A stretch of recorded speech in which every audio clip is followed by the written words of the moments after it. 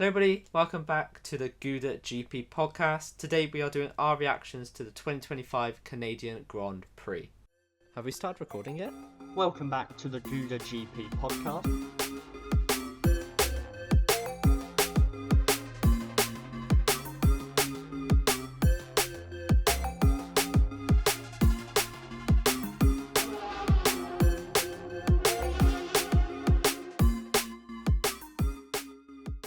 I'm Billy and I'm joined by Bradley. How's it going, mate?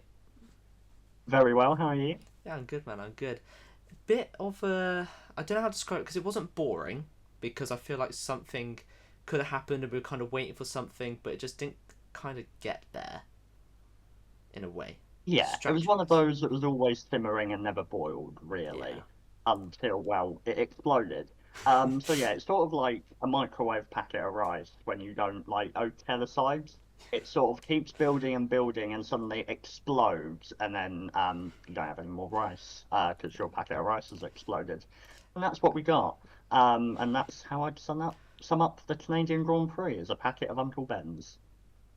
Off the back of that, we'll go straight into qualifying, and wow, actually, we'll go before qualifying as Bradley was quick to correct me earlier on, and we're going to talk about Tsunoda's penalty for passing during a red flag. Obviously, this affected his whole race. I don't know if this affected his qualifying really in his mentally, because if he knows he's getting a 10th place penalty, he probably isn't going to try as hard, especially with that Red Bull. He knows he's going to be way back. Like, he knows he's not going to be like 5th and then go back to 15th. He knows he's going to be 16th, 17th, maybe around there, if he's had an absolute stonker of a lap for that second Red Bull car. So that's my kind of thoughts on it. I don't think he probably gave it a good go. So even though I think he got 11th in quali. I have no idea where he qualified. He qualified actually. 11th. I think I'm he was pretty over in confident. Q3 or near Q3. Yeah, obviously finding out midway through quali probably not the best time. Because obviously that's when we all found out as well, just sort of midway through quali, which was a fun little notification to get on the F1 app after they had talked about it. Just Tsunoda gets the 10th place grid penalty. If you look at the incident itself, half I reckon. Yeah. Obviously the car he overtook was Piastri, who had damage. So, I don't know, for me, there's a little common sense there that's like, he's not speeding, he's not, being dangerous, being reckless. I get the rules in place for a reason to stop that, and in other places, like we've seen with Behrman, yeah, that's a fair enough penalty, and the penalty was applied consistently, at least, with the same penalty as Behrman in Monaco, so props to the FIA in that regard. We'll move on to them later on in not so good fashion, but we'll save that. For here, they did a good job in terms of the consistency of the penalty. I just think there's still a bit of common sense that needed to be applied, and I think the car that he was passing being a damaged Oscar Piastri, maybe, if not give a penalty, maybe a slightly more lenient one would have sufficed, and given the context, and then maybe just, again, remind the drivers that in the future, even if a car is damaged, unless it is dangerous to stay behind it. So I don't necessarily think it was dangerous to stay behind Piastri. Yeah. Obviously, if he's damaged, most drivers I think would have overtaken Piastri in that scenario. So unfortunate for Yuki, and like you say, a track like this where DRS trains are quite prominent and thus making overtaking quite difficult, it did sort of wreck his race, but I definitely feel he could have got a few points, especially seeing some of the drivers that did get points. But there we go. Yeah, I mean, yeah, it definitely put him on the back foot early, but I mean, I think there was plenty of drivers such as Carlos Sainz. He got impeded bad in Q1, and to be fair, he made it work for him in the race. He got through him, but that was possibly one of the more frustrating qualifying performances he's had this year. Yes, I mean, the traffic was horrific. I mean, you look at it, it's very slam dunk and a very fair enough penalty for Hadjo. You can see why Sainz is annoyed, given he didn't miss out by too much. Yeah. So I think he qualified like P17, but I think that was only like 300ths off of Q2. Bortoleto was so close to making it into Q2, and I'm so glad he didn't make it into Q2. Only for my prediction championships. I do like Bortoleto. But, I needed the points, and as we'll get on to, we really needed the points. Yeah, it wasn't a good So one. yeah, it was close down in that sort of bottom midfield pack, and it did ultimately cost him. Um, but yeah, it was an interesting one. Another interesting Q1X that I would just like to mention, obviously, which I found a bit interesting, was Lance Stroll. Yeah. Obviously coming back from his injury, looked really good on the softs, really competitive on that first run. They switched him over to the mediums that Alonso had been flying with throughout the session, and he just couldn't hook them up. Um, that ultimately cost him. I think if they had left him on the softs and maybe put him on the mediums from the beginning in Q2 if he had made it, um, then that might have worked out better for him. But then I can also see the argument of if they had put him on soft and he gets knocked out, everyone would have gone, well, why haven't they put him on the mediums that Alonso did so well in? So I can see, the argument either way. It's not easy, and I think especially with the grid being so tight, um, this sort of 3/4 gap that is fairly normal between Stroll and Alonso does make a massive difference in the end. Yeah, I mean, I think based on Stroll's weekend, I'd say he's probably still struggling coming back from that injury. I mean, he's not the driver that he's been this year, and that sounds so weird to say. Like, imagine saying that at the start of this year when we were doing our predictions. But he's been really good at the start of this year, and yeah, I think the injury has set him back a bit, maybe a bit more than people are giving the credit for. So I think kind of that's where it is rather than the tyre compounds, personally, in my opinion. Yeah, of course, that will definitely play a part. So we can't say how much of a part that's playing. It's impossible to tell. So we'll just have to see. Obviously, a break week between now and Austria, so we'll have to see how we can recover from Austria, which some quite high speed corners there, which won't helpful. They are left-handers, which might help them a little bit. But we'll have to wait and see in that regard. Yeah, for sure. And then moving on from that, obviously Albon's engine cover decided to just combust, and that led to Gasly's lap. Well, I think he had to abort his lap, and then that led to him getting knocked out as well. Big issue for him there. It's just one of those, isn't it? It's just unlucky, and it's weird to see that happen to the Williams, because I don't remember the last time this happened to a car in general, where the back just decided to just absolutely like combust out of nothing. Yeah, I mean, like you say, unfortunate for Gasly. Obviously, everyone did get a lap in at the end, but obviously it's going to be quite chaotic, and Yeah. so one of those. But yeah, really weird incident for Albon. Hopefully Williams will know why that was caused and how to stop it. Otherwise, it's not something they'll want happening in the middle of a race. Um, Especially if he's in like the middle of a pack, like that could have flown anywhere and hit anyone. Yeah. If they were following in a pack, so in a race scenario, it's quite dangerous. We were just lucky it was in fairly clean air in quali, so it didn't hit anyone. There was just obviously the debris on the track that drivers could have had to avoid. Um, yeah, really bizarre, really weird. Like you say, I've not really seen it before. If they can't explain it, then I'm no better to be able to judge. No, for sure, man, for sure. And then final quality talk point we want to talk about is kind of the McLaren's being nowhere. Obviously, Russell puts it on pole. Piastri gets P3, but Lando Norris down in P7. Not really what he wanted to see. And I think for the neutrals who are watching this championship, wanting a good battle, I think they kind of winced at that result as well. Yeah, I mean, like you say, McLaren, obviously the new technical director came in for Spain with the flexi wings. Um, so we was expecting it to have an impact. Didn't really in Spain. Um, and then we come here and suddenly they're just a bit off the pace. Um, so it's interesting. Gasly did well, got P3, and I think that'd be solid enough. Potential to move forward in the race for him there. Yeah. Obviously, it didn't end up happening, but obviously the potential was there. But Lando mucked up both his laps. And it's just another reminder of the struggles that plagued Lando this season and how we keep talking about him in Yeah. this regard. And we're only in quali, so, round two will come. It's just tough to see. I mean, I want a championship fight. Every fan wants the championship fight. I think other than if you're an Oscar Piastri fan where you want him to go on and dominate and win this title, you want to see a championship fight if your driver's not in it. I mean, my driver's not in it. Your driver's not in it. We want to see a championship fight. that's not what we've got, No. unfortunately. If this trend continues to happen, Who P7 knows? isn't good enough to fight for a title.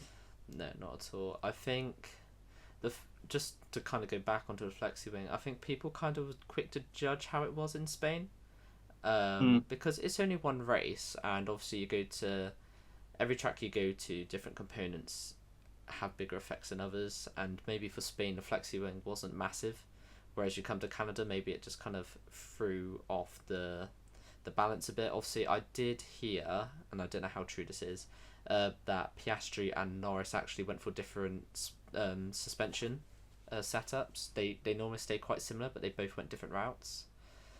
yeah, so How Lando did had you? the upgraded Oh, suspension. okay, Oscar was offered it and said no.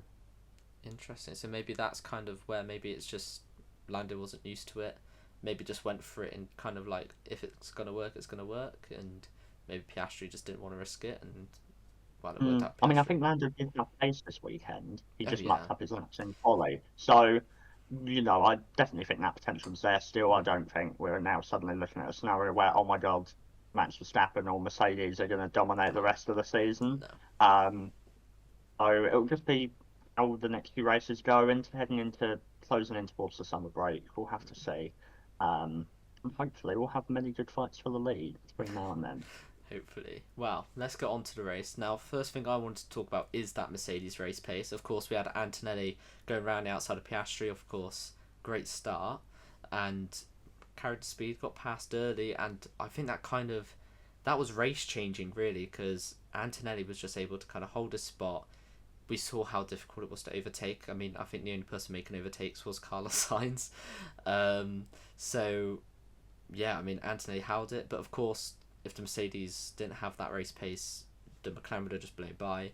And even from Antonelli, which I found really impressive, was he was actually being aggressive with Verstappen. Like we were seeing Mercedes being that good, and of course Antonelli driving really well.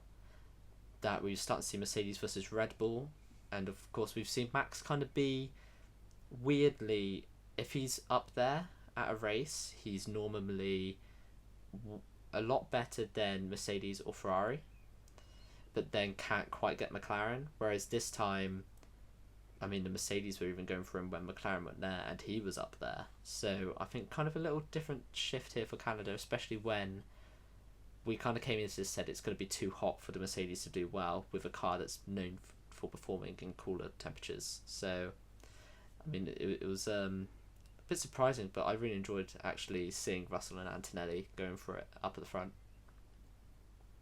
Yeah, it was one of those. I mean, obviously we saw towards the end of each stint, Antonelli, Russell firstly pulled quite a big gap Mm. on Verstappen, and Antonelli closed in pretty quickly on Verstappen, and then obviously we saw Max Pitt get the undercut, gain loads of time. What was just interesting to me is obviously in that final stint, prior obviously to the safety car, I know Antonelli at some one point had to worry about obviously the McLarens and Piastri, which wouldn't have helped. But there wasn't really any point where Antonelli was closing in on Max, Mm. nor Russell pulling away. So it's just weird how obviously the tyre deg affected Max that much in the first two stints and then seemingly sort of disappeared for the final stint. Yeah. Whether that's the case of him knowing he was pitting, so just using the tyres more, or I don't know, just one of those, maybe the lower fuel helping. Um, that was interesting. That was disappointing. I would have liked to have seen an Antonelli Max fight for P2. Yeah.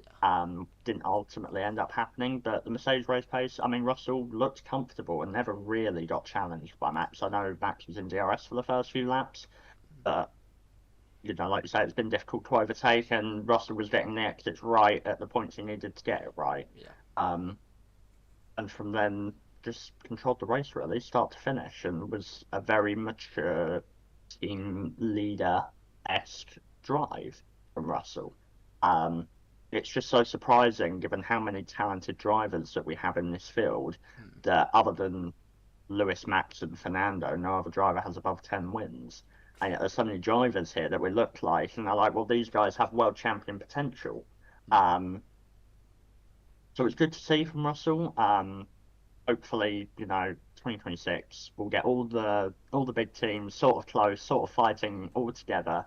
And we can have sort of a Russell v Max v Oscar v Charles.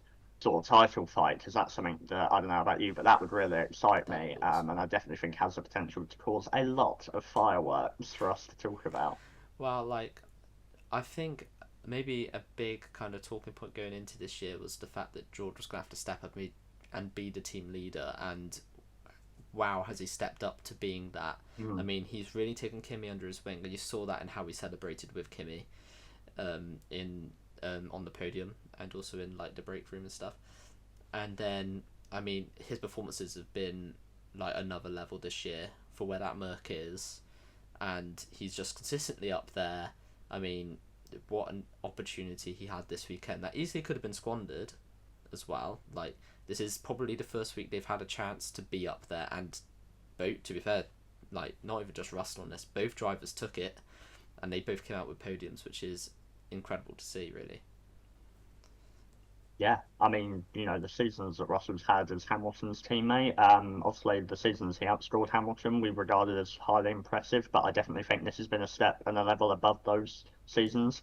Um, Good to see. Hopefully it will continue and we'll see a very talented driver in the future. I mean, he's still reasonably young, um, compared to some of the F1 drivers on the grid. Obviously, you look at Lewis and Alonso like pushing 40 and in their 40s. Um, so he has potential for a nice long career at the top of the pinnacle of motorsport. For sure, man, for sure. And then obviously this is the point you've probably clicked on for the video, for the podcast. This is the point you want us to talk about, and that is the Lando Norris crash. Obviously, this battle we've been waiting, right? We've been waiting all season really for these two to properly go for it. And with the tire offset, it gave Lando a chance to go for it. And into that hairpin, that was like a Max Verstappen esque sort of surprise move, which he needed to do to kind of like upset Piastri in terms of getting the exit, and it worked perfectly for them. Having Antonelli in front, giving them both DRS, that was awesome because it meant one couldn't blow by the other. And I mean, it led to fireworks in the end. It actually ended up being race changing. Um, but yeah, obviously, it ended the way it did. I think it's just one of those. I don't want to be too harsh on him. Obviously, he needs to be championship caliber, so he shouldn't be making these mistakes. But it's also one of those split decisions, sort of like, oh, I'm gonna go for it. He probably thought inside would probably be his best bet once he gets to the corner, but maybe was too thinking too far ahead. I mean, look, obviously building up to that, obviously they'd sort of been in each other's DRS. Obviously, Lando tire offset had used that to his advantage, to be able to close in on Piastri. Obviously did what he needed to, starting solo down. Um, Obviously I just watched Le Mans this 24 hours of Le Mans this weekend. So this race, I was quite tired during this race. It wasn't the best race to have in when you're that tired, because for 55, 58 laps, pretty dull. Um, Yeah. but obviously that fight was getting closer and closer and closer to happening, and I was getting like, well, something might happen here because they're all sort of converging on each other. And I was like, this could be a massive scrap. Um, Obviously, didn't end up happening. Obviously, the move at the hairpin, I see why he's done it. Obviously, in hindsight, not the smartest idea because it's an easy switchback for Oscar. Um, which obviously Oscar got the switchback, obviously side by side. Oscar does well, does the right thing into the chicane and braking late and just taking the bad exit. Goes to cover the inside straight away. Smart move, keep the inside line. What was then interesting to me, Lando Norris is like, I'll go the inside line, and keeps going into the inside line until he hits his teammate. There was never like a gap there. Oscar Piastri knew what he was doing straight away, held his line, defended the inside, and Lando Norris was just gonna drive into him. Fortunately for Oscar, he was able to finish and keep his P4. Um, but it is a very poor move from Lando. I mean, obviously it's similar to the McLaren incident in 2011 around this track, slightly further on down the straight. But 2011, Hamilton was alongside Button, and Hamilton it was in the wet, which caused a lot of the issue. Is obviously the visibility. he can definitely see that car in front of him, and he has just driven straight into the back of him. Like, there's no excuse, and I think, and the credit I will give Lando here is that he was mature enough to admit that. I think to admit it was actually really, really smart from him. Of course, obviously, it gets McLaren off their back because Piastri doesn't have to be in all of these interviews going, "Oh no, this is Lando's fault. It's Lando's fault." Like it was very much mutual straight away, which was great. And then also, I think we've had issues with other championships. Biggest one that comes to mind is Rosberg and Hamilton, where one crash and it kind of caused them to rift. And obviously issues start to build up, and then you see like kind of later on down the years they were completely like separate, and they were proper rivals from two people who were really good friends. Yeah, Vettel And and I Albon as think, well, similar there, taking yeah, 2010, and then sort of, I mean, not really as close as Rosberg and Hamilton in terms of the fight, for the most part, but yeah, it didn't help, that sort of but tension. yeah, I think for Norris's for Norris to apologise straight away, and you saw with clips after the race as well, it kind of they were able to kind of brush it off, and not really much has been lost from it. Obviously, maybe we'd be talking differently, and maybe we'd have a complete different result if Lando took Oscar out and they were both out, or maybe Oscar just went out. Because even if Lando apologizes, he has still cost Oscar points, whereas he's only caused himself points and he's still apologized for it, which is great. It really shows that he's got some humility about him, and he's not let his ego get in the way. And I think that is kind of big in terms of future fights. You won't really see there being aggressiveness because of animosity. Yeah, it's good to see. And like you say, it helps the team dynamic. Obviously, whilst they have got a big lead in the Constructors' Championship, we've seen how quickly things can change if your car falls off a Yeah. cliff. So they just need to keep spirits high and not cause themselves to lose too many points by fighting. Um, but yeah, I think the irony of the fact of him saying this week is that it's inevitable him and Oscar Piastri will clash at some point this season Yeah. to then drive into the back of him at the very next race is an interesting one. Um, Not my sort of approach of predicting stuff. I mean, obviously we predict stuff every week in regards to races. We don't then go and tell the drivers, look, you need to get knocked out in Q1. But it's an interesting one from Lando. I mean, he nailed it on the head. And Mm. I think the other interesting point surrounding this crash is he got a 5-second penalty, which gets applied to his finishing time because he was classified. That's fair enough. I've got no issues with that. That's just the way it is. That's how it will always be. And if any other driver in that scenario, that'll be that. What is interesting is the lack of penalty points awarded for said incident. No penalty points There was no given. penalty points, which Oh. I don't know why, because in effect, they've literally not given him a penalty in effect. Because if they'd given Yeah. him penalty points with the 5 seconds, everyone would have gone, fine. That's just how it is because he was classified.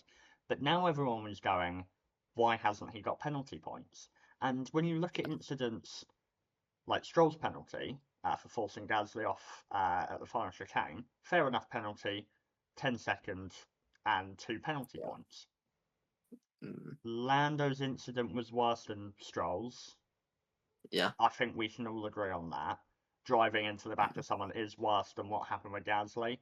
Um, Yet Stroll gets 2 penalty points and Lando gets none.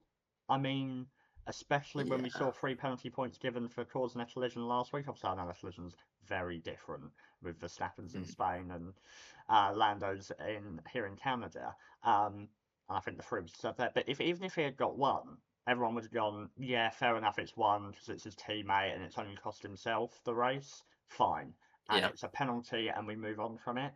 But now, again, the FIA have done a great job of putting the spotlight, as it were, straight on back on them. As Yeah. we're all just left wondering why wasn't he given a penalty point? I don't know your thoughts on that. It's an odd decision considering how much talk there's been of penalty points. Of course, obviously you had Russell talk about it when he got pole and saying he's got more penalty points to play with than than Verstappen has, and because it is so mainstream at the moment, like the main talking point is Verstappen's penalty points. You'd think they'd be on it. They're thinking, right, we need to get these penalty points right because people will notice these things maybe more than before. Like if this happened in Australia, say Lando deserved a penalty for some whatever reason, and they didn't give him anything, nothing probably would have been noticed or said. People would have been like, oh, that's not important, doesn't really matter. But the fact we've got Verstappen on 11 points right now, he's 1 point off, and then Lando's being kind of pardoned, I'd probably say is the right word, to describe it. It's very interesting from the FIA to make that decision. Yeah. Obviously, another talking point was Russell's braking attempt. I mean, this kind of links to penalty points really well, actually, because I think this was just purely a Hail Mary on trying to get Verstappen that last penalty point. It was an odd decision because I don't understand.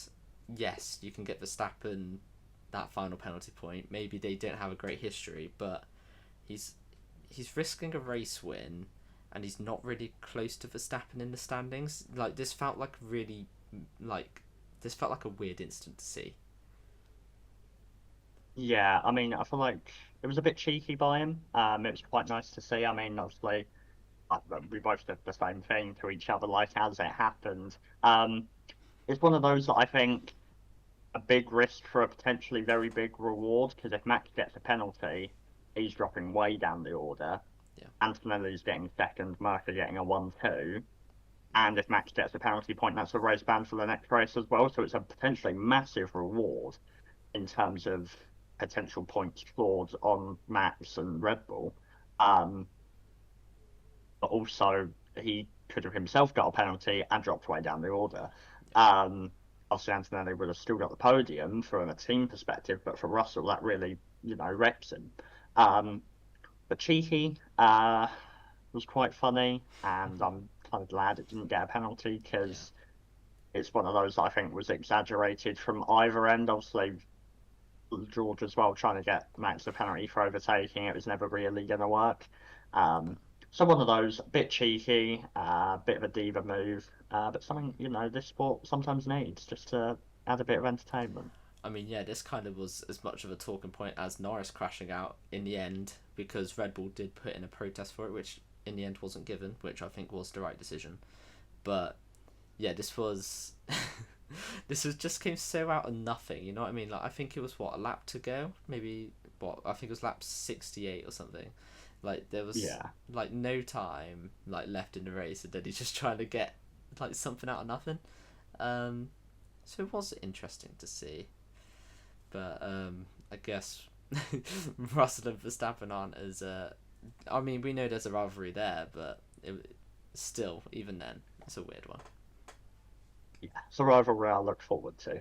Yeah, I mean, if these two fight at the top all the time, obviously this was one of the main points I was talking about going into the race. I was like, gosh, we've got two drivers here, which their rivalry is so well documented in terms of we know there is something there and we're not just making it up. So to see the two of them on the front row together fighting for a race win, I'm surprised the only issue they had was under a safety car. Really am. But there we go. Other than that, is there anything else you'd like to add? No, I think should we go on to the Gouda scale? I think it's time for the Gouda scale. It's time for the Gouda scale, of course. This is gonna be interesting. We'll just rattle through them. I don't think there's any on here that I look at and go, "Oh, I'm surprised we've rated that low," but we'll go for it. Or that high. Or that high. Wait, which one do you think I did that high, or was that just? We'll go through the Gouda scale. We'll get to it. Trying to. Trust me, you'll know. Don't worry. Okay, interesting.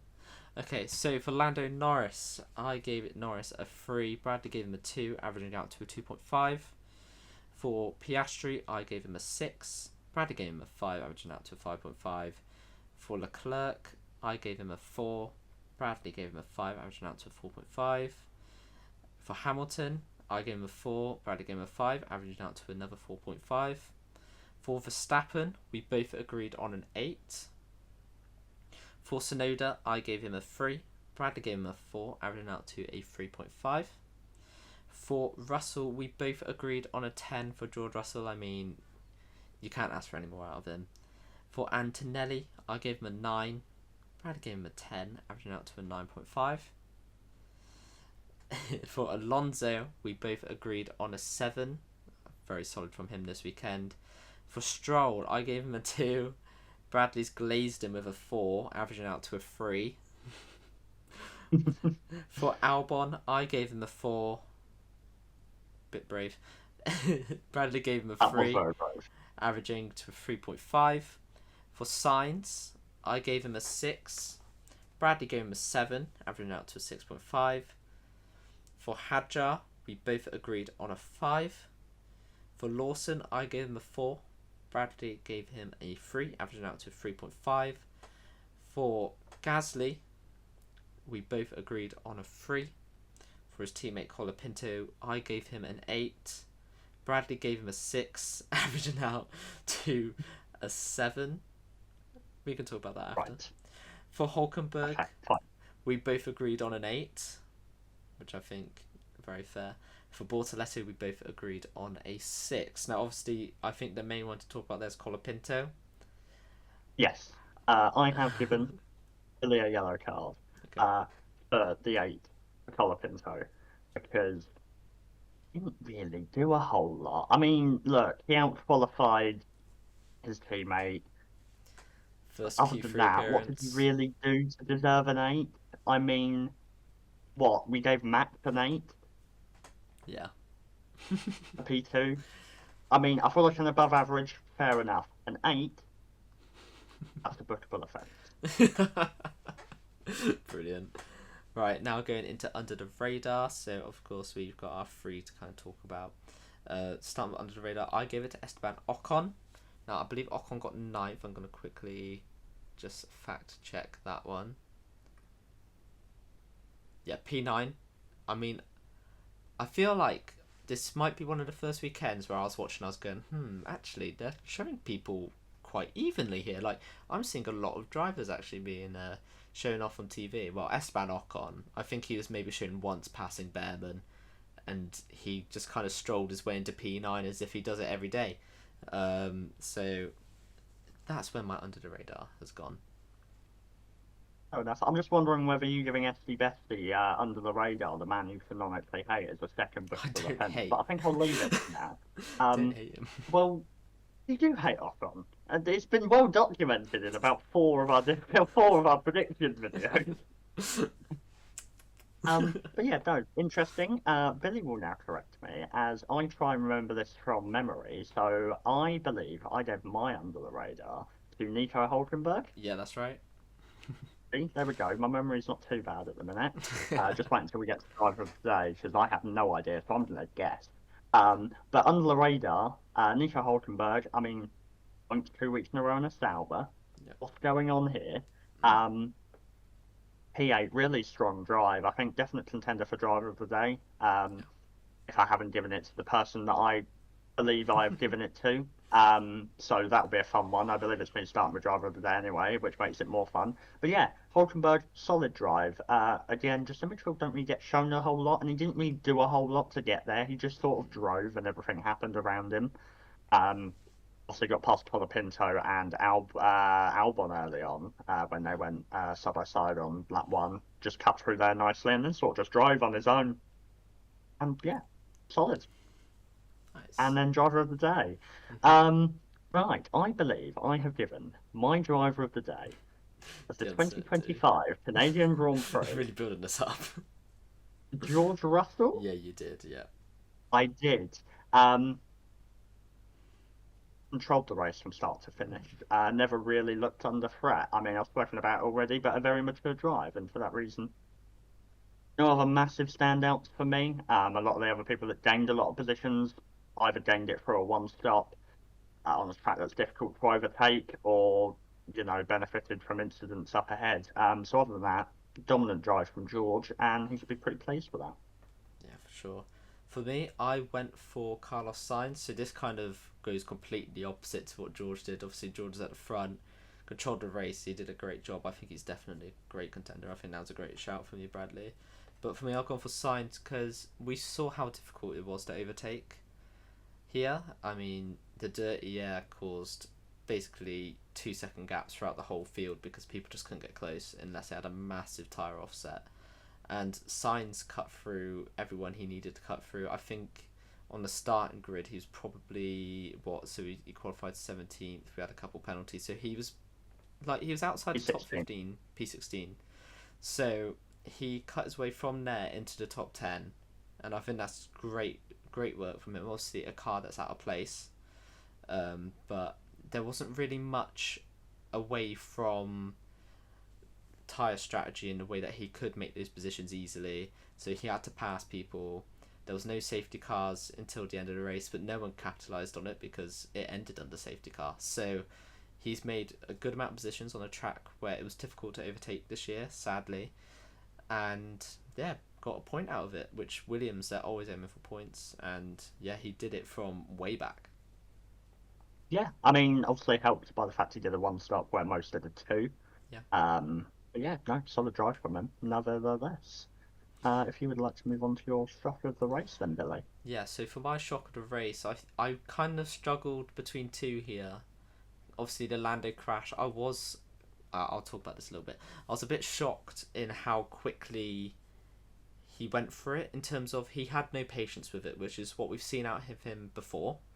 He's normally very patient to go for it, and I'm very shocked he didn't feel like he had another lap to go for it, and he felt that he had to go for it straight away.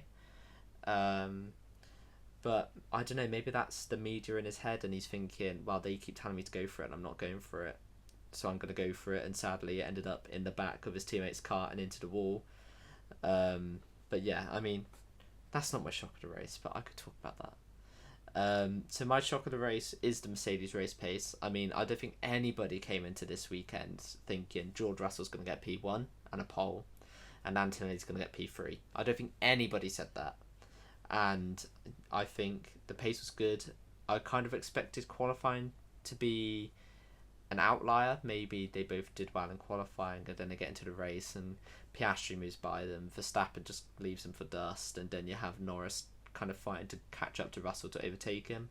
That's kind of what I saw happening after qualifying. But no, the pace was solid. Russell controlled the race. Antonelli looked like he was possibly going to get Verstappen at points. Obviously, Red Bull did really well in their strategy to keep Verstappen out of Antonelli's way, and I mean they let him, the tyre offset just let him stay away from Antonelli. So yeah, that's my shock, is the Mercedes race pace. Yeah, I mean, for me, I just titled it penalty point per chance. Yeah, just a lack of a penalty point for the Lando collision. I mean, again, it's the FIA we're looking at here, but again, it's shocking to see that I guess we're once again talking about them. It's once again a week that's gone by that we're now talking about a decision the FIA has made. And yet it still surprises me every time because, you'd feel at some point they'd have improved, but apparently not. No, we don't learn from our mistakes over at the FIA. So I don't know, if you keep making mistakes in life, maybe the FIA is the place for you. Who knows? I mean, it's getting a bit ridiculous at this point, but there we go. That's my shock of the race. As we'll move on to the prediction championship. Yeah, and with that, with the +2 from Bradley there, it means we are now tied once again. I had 3 races of being by my lonesome at the top of the championship, but not anymore. We are both tied on 32 points after 9 rounds. So yeah, I mean, pretty good showing from both of us, but it does mean it is the first 0 of the prediction championship. I have struck out completely this week. 10 rounds, try 10. 10? It's been 10 rounds. 10, yeah, try 10. Jesus Christ, that's how far in we are. So we're averaging about 3 points a race, not bad. And yet we lowered the averages this time out because I gained absolutely nothing. Bradley gains the 2 to close the gap completely, and it means it's all to play for going into round 11 at Austria. Which means I lead on tiebreak. You do lead on tiebreak because he's quick to point out every single time we're tied. I love my tiebreak. I really hope the season ends level because it will really annoy you. It will. It will actually annoy me to no end, and best believe that between the off season, the last round of this year and the first round of next year, I will be absolutely MIA, and you will not hear from me. I'll have to just record sole podcast in like pre-season and stuff as you're just off, I'm like done. chewing in your room somewhere, just fuming. What a way to lose a prediction championship that would be, though. That would be the You 2021 chose to ask version. a question in a prediction video that I then pointed out you didn't clarify wasn't for points. That would be the I'm here to play 2021 the version game, of man. I'm here to predictions. play the game. Mental. Absolutely mental. Anyway, with that, we have come to the end of our reactions to the 2025 Canadian Grand Prix. Let us know what you thought about the race. Let us know what you thought about Lando's incident, whether he could have done more, less, whatever you think. Just let us know. This will be the first video, God forbid anything goes wrong, that we have on the new Gouda GP YouTube channel, which I will link in the podcast description, so please go check it out. Okay. There will also be a Gouda GP TikTok page going up. Make sure to watch the videos that are on that TikTok page. I definitely don't need you to do it for my financial gain. Do it for your own enjoyment. Have fun. And in the following weeks, there will be an Instagram page, and obviously YouTube Shorts will be posted as well following on from that. But main focus for the first week is the TikTok page. We've got a wager on, and I No, we do not. It's purely for your enjoyment. Sure. It's a win-win for me. I either have to buy him, I have to buy him new equipment if we get a lot of good views. So, yeah, if you want to help Bradley out, get some new equipment, then do it. If you want to see me keep money in my back pocket, then don't do it. Anyway, all joke aside, obviously go check out those new platforms. We're trying to push the podcast more because we're 10 rounds in and we've only really stuck to the podcast side. I haven't really done much promotion, so now we've got a bit more time we're looking to promote. So please go check out those social media platforms. I'll have them all linked. I tried to keep the rest quiet, but there we go. we tried. Didn't think I was gonna let that one slide. Yeah, I know. I saw your face actually. I saw your face in the corner. I went, "Oh God!" Processing. When do I interrupt here? So there we go. All right, with that, out for now. With that, thank you guys so much for listening and watching this podcast. We'll be back next week to talk about our predictions for the Austrian Grand Prix. We'll see you then. Have a good day. Bye for now.